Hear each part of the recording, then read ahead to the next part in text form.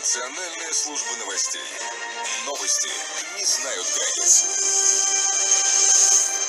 Курды в Сирии, в лице отрядов народной самообороны, являются, по всеобщему признанию, самой эффективной силой в борьбе с так называемым исламским государством. Американцы США, они не могут отказаться от, в кавычках, услуг этой силы в борьбе с исламским государством. В свою очередь, Турция, она видит в лице отрядов курдской самообороны, окрепление филиала Рабочей партии Курдистана, с которой они и сейчас борются на юго-востоке, на востоке Турции с отрядами этой партии. Поэтому у них такие острые разногласия между Турцией и США возникли, и мне кажется, что в ближайшее время этот, можно сказать, скандал, он каким-то образом разрешится.